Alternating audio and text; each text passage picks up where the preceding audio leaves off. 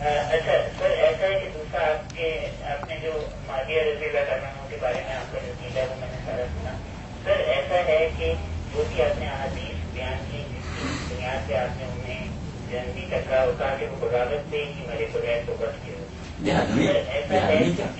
نہیں بخاری صاحب، آپ نے کہا ہے کہ مولانا نے ان کو جہنمی کہا ہے، یہ آپ نے سنا ہے؟ نہیں لیکن معاف کیجیے گا، وہ میں روانی میں چل گئی تو اتنا میں نے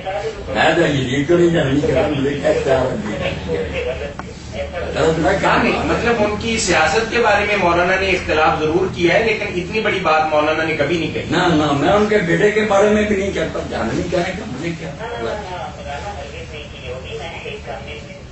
وہ کہہ رہے میرے سے سامنے نکل گیا، کلیئر ہونا چاہیے، لوگ میرے حالت ہے. آپ کا یہ کہنا ہاں ٹھیک ہے. تو ایسا ہے کہ حضرت حسن علیہ السلام نے اگر ان کو سونپی وہ خلاصت سونپی تو آپ جن احادیث سے یہ باتیں کریں انہیں احادیث میں یہ ان کی جو ہے شامل کی حد میں اتنی باتیں ہیں، پھر یہ سارا کنٹراڈکشن ہو گیا. چلیں مانا لیکن جب حسن علیہ السلام نے صرف دیکھی خلافت سے جو بھی ان کو امام مانتا ہے اس کے لیے ضروری ہے کہ وہ جب امام حسن کو امام مانتا ہے اس کے لیے ضروری ہے کہ وہ امام ماننے حضرت چلو آپ بخاری صاحب تھوڑی سی بات کیا کریں، میں ساری فوراً سمجھ آتا ہوں آپ کیا کہنا چاہیے. یہ سورہ حسن جو ہے نا رضی اللہ تعالیٰ، اس پر جو میرا پورا لیکچر ہے کہ آپ نے کیوں کی اور کیا حالات سے کس لیے کی، وہ آپ سننے میں بالکل سری ہو جائے گی. صدیوں سے لوگ گمراہ کر رہے ہیں کہ حسن نے خلافت چھوڑ دی اس لیے یہ خلیفہ بن گئے. نہیں، مولا علی قاری کہتا جس نادان نے کہا کہ حسن کے دستبرداروں سے معاویہ خلیفہ ہو، غلط کہتا. حدیث پاک میں آیا کہ بادشاہ ہے اور بادشاہ بھی ظالم ملک عزوز کا حضور نے حسن کی جو ہے نا چھوڑنا، کوئی انہوں نے پلیٹ پر رکھ کے نہیں دی. پہاڑوں جیسے لشکر کھڑے تھے، حسن تو جنگ کے لیے گئے تھے، مگر جب انہوں نے رشوت دے دی ان کے کمانڈروں کو اور جھوٹی افواہ پھیلا دی کہ کیس تو قتل ہو گیا کمانڈر ان چیف، لشکر میں گڑبڑ پڑ گئی. اب حسن قتل ہو جاتے پھر تم خوش ہوتے.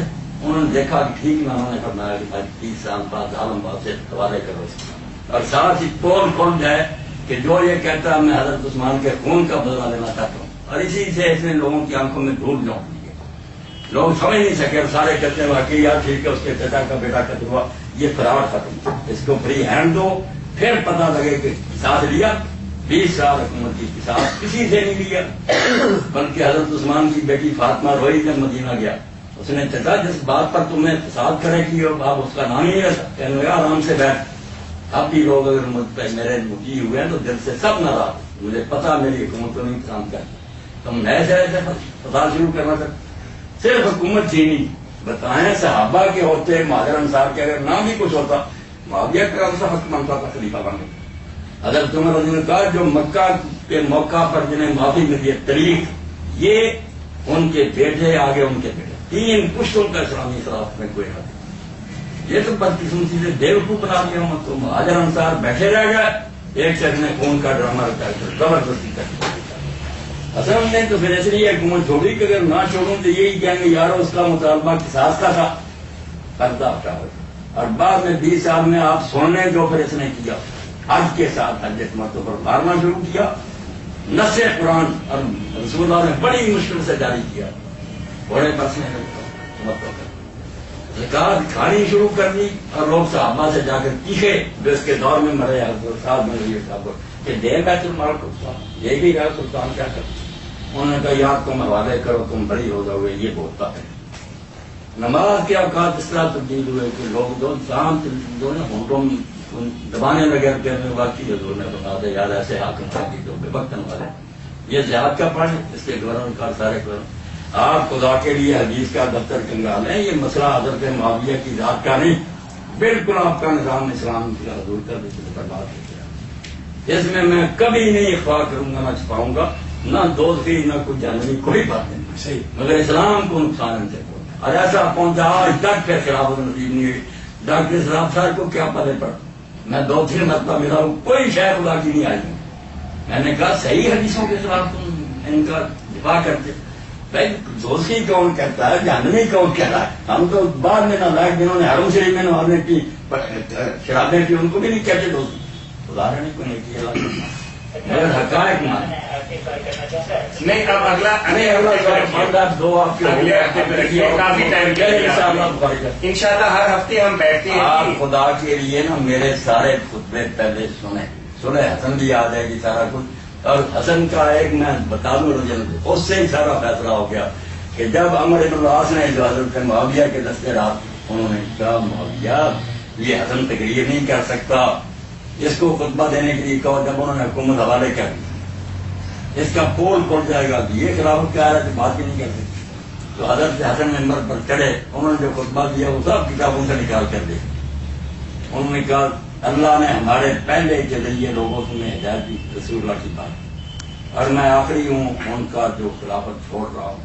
اگر معاویہ کا حق تھا تو اس کو حق مل گیا اگر میرا تھا تو میں امت کو خون سے بچانے کے لیے چھوڑ دیا. اور آخر میں اشارہ کر کے انگلی کر کے کہا وین ادری لال کتنا اللہ کتنا دل رکھوں میں نہیں جانتا یہ تمہارے لیے کتنا اللہ نے پیدا کر دیا. معاویہ کی طرف تو معاویہ نے پھر عمر بن العاص سے کہا یار یہی سنوانا کھلم کھلا اس نے کہہ دیا کہ یہ کتنا عمر کے لیے یہ ٹکڑا نہیں سنا. ہر حدیث کی کتاب میں یہ نہ ان کا خطبہ کہ میں نہیں جانتا کہ یہ تمہارے لیے بلا اللہ نے نازل کے لیے کہنے لگا میں یہی سنوانا چاہتا ہوں. اس لیے چھپاؤ نہ بخاری صاحب کچھ بھی جو ظلم امت کے ساتھ ہو چکا تم کیوں دفاع ان لوگوں کو کرتے ہو معاملہ اللہ کے سپرد کرو. چلیے بہت شکریہ اسد بھائی آپ کا. ٹھیک ہے بھائی. ایک بات میرے بھائی علی حسین نے بھیجی خلاصے کے بعد علی حسین تم بھی سن لو. فیصلہ کن بات یہ ہے کہ صحابی کون ہے جو صحابی ہوگا اس کے بارے میں جو برا کیا واقعی فلان ہوتا ہے. اچھا یہی روکتے ہیں مولانا. صحابی کی تعریف ساری عمر یہ کرتی ہے کہ جو شخص ایمان لایا اس حالت میں اس نے حضور کو دیکھا اسی پر مانا. شرط ہے ایمان کی. اب ایمان مبشر صاحب اور ساری دنیا مجھے بتلا دے ایمان نبی جانتا کہ یہ ایمان لایا. اللہ تو صاف کہتا کہ تو نہیں جانتا. لا تعلم انہم مدینہ میں ارد گرد لوگ ہیں ان میں پکے منافق ہیں جن کو نبی تو نہیں جانتا. وہ ساتھ گئے نبی نہیں جانتا. ایمان باطن کی ہے اسلام. اسی لیے کچھ لوگوں نے کہا ایمان لائے سورہ حجرات میں اللہ نے کہا یہ کہو اسلام لائے. ایمان نہیں تمہارے دلوں میں داخل. یہ صاف کہہ دیا حضور کے مانے کے لوگ کہ یہ کہو اسلام لائے. اسلام کیا جو لوگوں کو نظر آتا نماز پڑھ رہا کلمہ پڑھ رہا یہ منافق بھی کرتے ہیں دوسرے کر یہ سب کو نظر آتا. ایمان باطن کی ہے. ہم نہیں خدا کے بندوں جانتے کون دل سے ایمان لا کسی کے بارے میں واضح ہے وہ الگ بات. ورنہ امید ہی امید ہے کہ یہ مومن ہوں گے. کوئی پتہ نہیں حوض کوثر کے مصداق ہی نہ ہو. یہ کڑوی بات ہے کہ میں حوض پر ہوں گا میرے صحابہ کی جماعت آئے گی میں ان عارفوں گا یار وہ مجھے پہچان نہیں ہے میں انہیں پہچان جانے پہچان ثم یحال بینی و بین پھر میرے ان کے درمیان پردہ ہو جائے گا. میں عرض کروں گا اللہ کدھر جہنم. آپ کہیں گے آؤ صاحب یہ تو میرے صاحب. اللہ کہہ گئے نہ کہ لا تدری ما آپ نہیں جانتے آپ کے بعد انہوں نے کیا کرتی. پھر آپ نے فرمایا میں عیسیٰ علیہ السلام والی بات کہوں گا جب تک میں نے تھا میں ان کے حالات سے باخبر تھا جب تک. اس لیے بھائی صحابی ہونا ثابت ہو جائے غیب کی خبر مل جائے پھر برا کہ شیعہ میں آپ سب پتا مگر اس کا فیصلہ کون کرے کہ اندر سے ایمان ہے. نبی علیہ السلام سے حدیثوں میں آتا لوگ کہتے تھے آپ کے زمانے کے لوگ کہ فلاں بندہ جو ہے نا اللہ کے رسول اس کو قتل کرے. آپ نے فرمایا وہ گواہی نہیں دیتا کہ اللہ یہی کہ محمد اللہ کے رسول نے قتل. وہ کہنے لگا صحابی کہتا بلا بڑا شاد وہ پڑھتا کلمہ سے مگر اس کے کرنے کا کوئی اعتبار نہیں. آپ نے فرمایا حاضر نہیں پڑھتا میں پڑھتا ہے مگر اس کی نماز کا کوئی اعتبار نہیں. آپ نے فرمایا بات ظاہر میں دو کام کرتا ہوں ان کو قتل کرنے سے اللہ نے مجھے روکا ہے. معاملہ اللہ کس کو اندر سے وہ کیا یہ کہنا یہ ایسی بات ہوگی جو ایٹم بم ہے. ایمان کا پتہ دو خدا سے پتہ کر رہا ہے کہ اندر سے ایمان رکھتا. باقی جو عام اصولی بات ہے نا جو ایمان آیا نیک عمل یہ کلیے تو بیان ہوتے ہیں. اب کون ایمان لایا نیک عمل اس کا فیصلہ تو قیامت کو سب کے لیے آتا. ان الذین آمنوا وعملوا الصالحات بلکہ رضی اللہ عنہم آیا سورہ بینہ میں کہ جو لوگ ایمان لایا نیک عمل اولئک هم خیر البریہ یہ سب سے بہتر مخلوق ہیں. اولئک جزاؤہم عند ربہم جنات عدن تجری من تحتہا الانہار خالدین فیہا رضی اللہ عنہم ورضوا عنہ ذلک لمن اتقى. ان کا بدلہ جنت ہے جس میں یہ ہمیشہ رہیں گے. اللہ ان سے راضی ہو گیا، یہ سارے ایمان والوں کی، مگر اس میں یاد تک اترے گا کون کہ ایمان اور نیک عمل، یہ تو قیامت کے دن بھی جان بتائیں۔ اللہ نے فرشتے جاری کی کہ یہ بندے اصول بیان کیا جو ایمان لائے ہجرت کی۔ آپ دیکھ رہے ہیں جو آدمی ہجرت کر کے مدینہ آیا، مہاجر میں کیا صحابی تھا، اگر حضور نے جو خطبہ دیا جو ہم شروع میں پڑھتے ہیں کہ نیت پر ہم لوگ کا دارمدار، وہ اس کے بارے میں دیا۔ آپ نے بولا جس نے ہجرت کی اللہ رسول کی خاطر، اس کی اللہ رسول کی خاطر ہجرت سے مارو۔ جس نے عورت کے لیے کیا ہے کہ نکاح کروں یا دنیا لینے کے لیے، اس نے جس نیت سے کی وہی، وہ عورت کے لیے مہاجر میں کیسی تھا، وہ میں کیس کا عاشق تھا، وہ عورت آ گئی، یہ بھی آ گئی، حضور کے دور کی بات آپ نے خطبہ دے دیا۔ اس لیے بھائی معاملہ گول مول رہنے دو کہ جو سچے مخلص نکلیں گے بسم اللہ ہمارے سر کے ساتھ، جو منافق نکلیں اللہ مجھے گا۔ یہ ظاہری باتیں جو ہے کہ فلاں نے اپنے اوپر چادر حضور کی کفن کے وقت لی تھی، بال لیے تھے، کچھ نہیں۔ عبداللہ بن ابی سے زیادہ کس کو پہنایا گیا تھا؟ کشتا آپ نے پہنایا، اللہ مبارک اس کے منہ میں ڈالا، اس کے لیے بخشی کی دعا لی، صاحب جواب آ گئے نہیں اللہ نے کہا میں نے تو زیادہ نہ قریدیں، بس اس موضوع کو لگا کہ یہ چھوڑنے بات کتنی واضح ہو چکی ہے میری طرف کہ اب نئے نئے سوال نہ علی حسین کرے نہ بخاری آپ کریں، پچھلے خطبے سونے سب موضوع جو ہے نا بالکل کلیئر ہو۔ ٹھیک، جزاکم اللہ۔ فرمایا کہ امام جلال الدین سیوطی نے اپنی کتاب تاریخ الخلفاء کے اندر یہ بات لکھی ہے کہ نبی کریم صلی اللہ علیہ وسلم نے خواب میں دیکھا کہ ان کے ممبر پر بندر ناچ رہے ہیں، اور جب یہ خواب دیکھا تو اس کے بعد اللہ کے نبی کبھی مسکرائے نہیں، کبھی ہنسے نہیں۔ کیا روایت یا تاریخی اعتبار سے یہ بات درست ہے؟ تاریخ الخلفاء سے امام جلال الدین سیوطی رحمۃ اللہ علیہ کی ایسی ہے کچھ آپ شمار نہیں جو میرا لیجیے، مگر یہ بات جو ہے نا یہ حدیث شریف، یہ تاریخ الخلفاء کی جو سلسلہ طلب حدیث سیاح جی جی، اس میں کیا لکھا ہے؟ اس میں یہ روایت لے کر کہ آپ نے خواب میں دیکھا کہ میرے ممبر پر السلام علیکم ورحمۃ اللہ، اور اس کے بعد آپ غمگین ہو گئے۔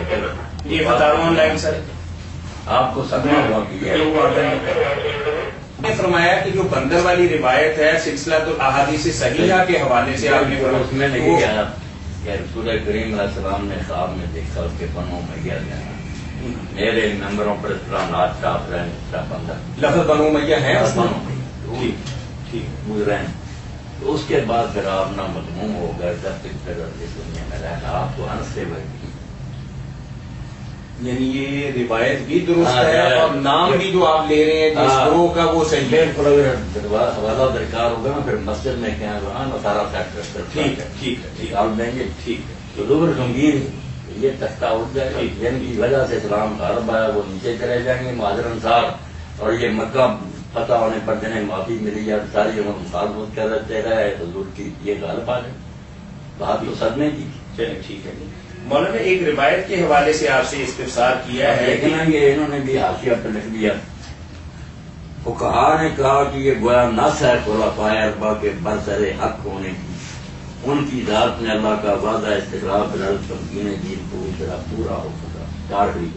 البتہ امیر معاویہ رضی اللہ عنہ اس زمرہ میں شامل نہیں کیونکہ وہ نزول وقت تک ایمان نہیں لائے تھے اور نص میں ان کی جانب اشارہ نہیں۔ آگے عربی عبارت لکھی ہے ولا يدخل فيهم معاویہ لأنه لم يكن مؤمنا في ذلك الوقت۔ جب یہ مولانا جس کتاب سے اقتباس پڑھ رہے تھے یہ ایک مایا ناز اردو کی تفسیر ہے، تفسیر ماجدی اس کا نام ہے، مولانا عبد الماجد دریابادی رحمۃ اللہ علیہ کی یہ تفسیر ہے، جسے مولانا یہ جملے آپ کو پڑھ کے سنا رہے تھے۔ اگر کسی بھائی کو ضرورت ہو تو سورہ نور کی آیت نمبر 55 کے ضمن کے اندر یہ بات لکھی ہوئی ہے، یعنی مولانا اپنی طرف سے بات نہیں کر رہے، اس کا باقاعدہ ایک حوالہ ہے۔ مولانا ایک روایت کے حوالے